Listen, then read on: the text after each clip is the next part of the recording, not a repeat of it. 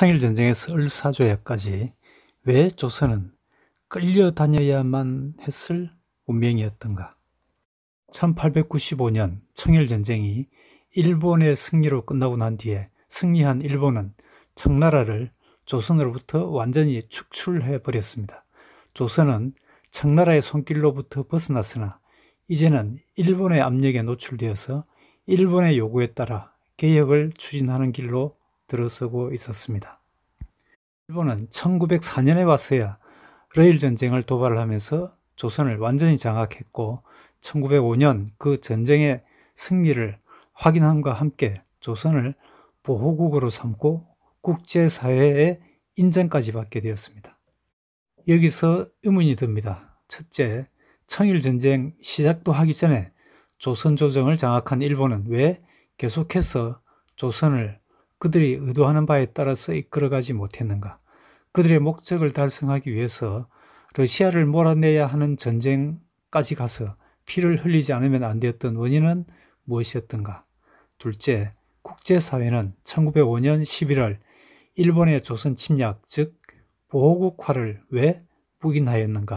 셋째, 조선과 조선 백성의 입장에서 조선은 개혁을 수행했는데 일본이 하라는 대로 따라서 하는 수동적인 것이었을 망정 왜 개혁의 성과는 나지 않았고 나라는 더 나락으로 떨어졌는가?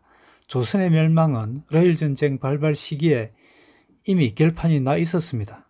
조선이 자주적인 국가로 서기 위해서는 러일전쟁까지 왔을 때는 이미 늦었던 것이었습니다. 어쩌다가 그 전쟁의 소용돌이까지 들어갔고 나라를 지키지 못했는가? 이런 의문이 드는데 이 의문에 답을 하기 위해서 이 다음 얘기를 이어나가 보겠습니다.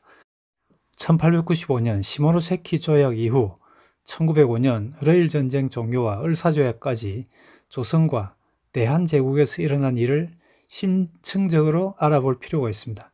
이 스토리를 들여다보면서 우리는 국가 리더와 추종 세력의 부패한 정도를 알 수 있고 그들의 재물 욕심을 충족시키기 위해서 어떤 기발한 술책을 동원하는지도 볼 수 있기를 바랍니다. 뿐만 아니라 그 집단들의 끝없는 권력 욕구를 채우기 위해서 그리고 국제정세에 대한 무지로 인해서 국가 지도층이 어떻게 나라를 수렁으로 끌고 들어가는가를 알 수 있을 것입니다. 그리고 주변국, 즉 국경을 맞대고 있는 중국, 러시아, 일본 중 세 나라 중에서 어느 나라가 한반도 국가와 한반도 주민에게 도움이 되는 일을 했는지를 알 수 있기를 바랍니다. 아울러 21세기인 지금에 와서도 어느 나라가 더 유익한 이웃이 될 수 있는지를 알 수 있게 되기도 바랍니다. 한반도 국가로서 대한민국의 지정학적 상황은 지금이나 120여 년 전이나 그리 다르지 않습니다. 대한민국의 국력이 세계 10위 가까이로 강해졌으며 남과 북으로 나뉘어져 있다는 차이가 있기는 하지만 주변 국가는 국경의 변화도 없고 국가적 세력의 상대적 크기도 그다지 달라지지 않았습니다. 19세기 말 20세기 초에 중국은 쇠퇴하고 있었으나 거대한 국가로 인식되고 있었습니다. 제국 러시아 역시 거대 국가로서 세력 확대를 추구하고 있었습니다. 일본은 그들 나름대로 안전보장과 상업적 이익을 위해서 외부로 확장하는 것을 꿈꾸는 강한 국가였습니다. 따라서 당시의 지정학적 갈등 구조를 알아보는 것은 오늘날의 상황을 이해하기 위해서도 시사점을 얻을 수 있는 일입니다. 이 시기 19세기 말의 역사에서 끌어낼 수 있는 교훈은 21세기인 오늘에도 별로 다름없이 참고할 수 있습니다. 악마는 디테일에 있기 때문에 역사 역시 디테일한 역사를 볼 필요가 있습니다. 그렇지만 자세한 역사를 보기에 앞서서 1895년부터 1904년까지의 10년 동안의 일을 큰 줄기부터 보기로 하겠습니다. 1894년 7월 청일전쟁이 개전되기 전에 일본은 조선에 공식적으로 개혁을 요구하고 그 조목을 제시했습니다. 오토리 게이스케 공사를 통해서 일본은 청국과의 종속관계 폐기 그리고 청군의 철병을 조선 조정에 요구를 했고 그 요구 시한 3일을 줬는데 시한이 되자마자 경복궁을 점령하고 국왕을 연금했습니다. 그리고 내각을 재조직해서 개혁을 추진해 나갔습니다. 먼저 전쟁을 건 일본군은 청나라 군대를 일방적으로 몰아붙였고 그리고 조선 땅에서 내쫓았습니다. 시모노세키로 리용장을 불러서 9개월간의 전쟁을 끝내는 조약을 체결했습니다.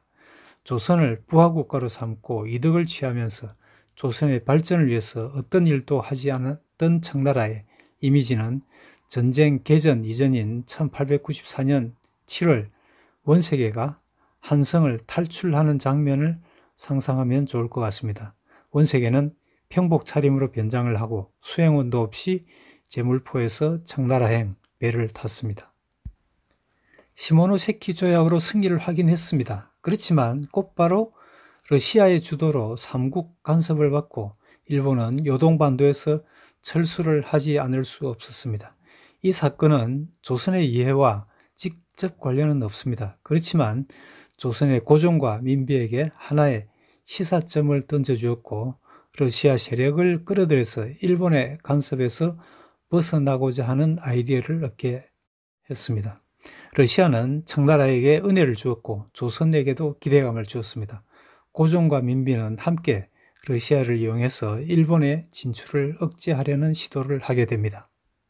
청일전쟁이 진행되는 한편에서 조선은 일본의 압력에 의해서 공식적으로 청국과의 종속관계를 폐기했고 김홍집 내각은 정력적으로 개혁 프로그램을 수행해 나갔습니다. 사흘이 멀다 하고 새로운 제도들이 고종의 재가를 얻었습니다. 그러는 한편에서는 대원군과 민비의 알력이 재현되고 있었습니다. 은퇴한 대원군은 공식 책임은 없었으나 여전히 막강한 영향력으로 민비에게 복수를 시도했습니다. 서로 화해의 여지가 없는 두 인물 주도의 반대파가 존재하는 한 이노우에의 개혁 역할에 한계를 느낄 상황으로 보였습니다. 대원군과 민비는 개인적인 정오를 국사에 투영시켜서 두 사람의 존재는 조선 개혁의 장애물이었습니다. 또한 주한일본공사 이노우에는 러시아를 이용해서 일본을 견제하려는 민비와 고종을 완전히 차단하는 데도 한계를 보였습니다. 1895년 8월 약 10개월간 재임하면서 개혁을 이끌던 이노우에 가오루 공사가 이임했고 새 공사 미우라가 부임한 후에 한 달여 지난 1895년 10월 8일 민비가 일본 자객들과 일부 조선인들에 의해서 살해되는 사건이 일어났습니다. 을미사변입니다. 일본은 돌이킬 수 없는 실수를 저지른 게 되고 말았습니다. 이 장면은 민비의 국장행렬입니다. 사망한 뒤 2년여가 지난 1897년에 장례식이 있었습니다. 민비 살해 사건 후에 공포에 떨던 고종이 약 4개월 후인 1896년 2월 11일 러시아 공사관으로 비밀리에 거처를 옮기는 아관 파천이 일어났고 러시아는 고종에게 하나의 은혜를 제공한 셈이 되었습니다. 고종과 러시아의 이해가 잘 맞아떨어졌다고 볼 수 있습니다. 러시아는 점차적으로 조선에서 그들의 이익을 증대시킬 기회를 얻을 수 있게 되었습니다. 아울러 고종에게는 일본의 압력으로 추진된 가보개혁의 근대적 제도들이 그의 권력을 줄여가던 굴레로부터 벗어나서 다시 권력을 강화할 수 있는 기회를 잡게 됩니다. 아관 파천을 한 다음에 고종은 가보개혁의 성과들을 구제도로 돌려놓는 작업을 해 나갑니다. 1896년 7월에 독립협회가 창설했습니다. 그리고 1898년에 독립협회 주도로 만민공동회를 열었고 거기에서 시민들이 제기한 근대적 개혁 요구를 고종은 황국협회라는 단체의 테러로 무산시키고 말았습니다. 독립협회가 1898년 12월에 해산되고 난 뒤에 고종의 전횡을 막을 국내 세력은 제거되었습니다. 고종은 더욱 전제적으로 권력을 강화시켜 나갔습니다. 그리고 내장원이라는 기관을 이용해서 국가 재정보다는 황실의 재정을 키워나갔습니다.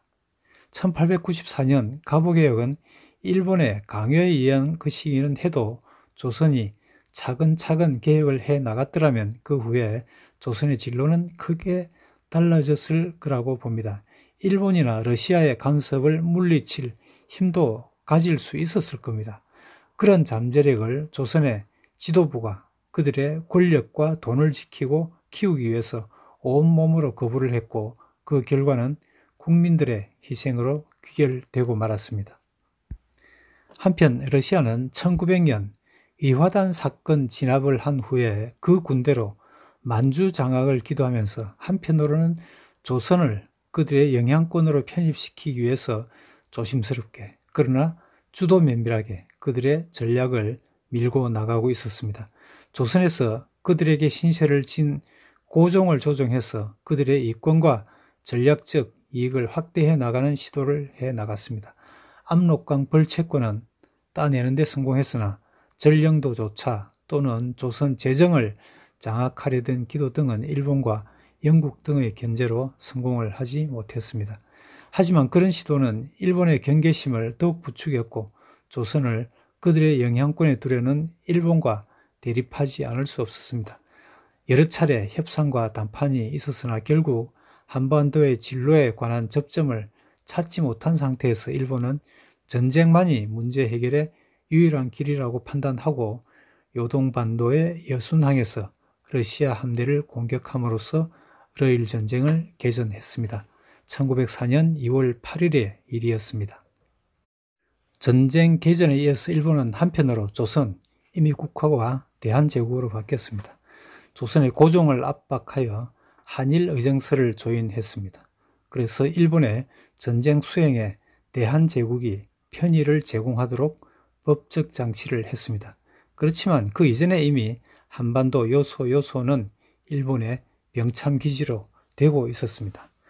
러일 전쟁은 조선 장악을 위한 전쟁이었습니다. 그렇지만 한반도에서는 제물포 해전, 압록강 전투 정도의 충돌이 있었을 뿐이고 개전 초부터 이미 러시아의 영향권에서는 멀어져 있었습니다.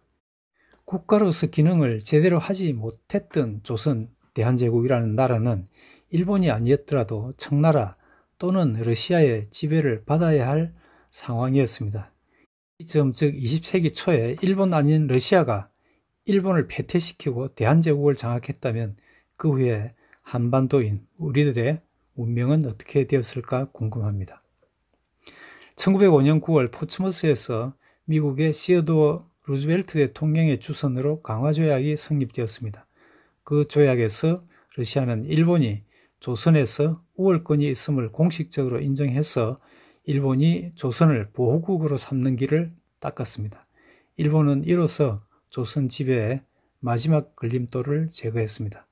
조선을 지배하려던 청나라와 러시아는 10년 간격으로 차례로 일본에게 치욕적인 패배를 당하면서 물러서고 말았습니다.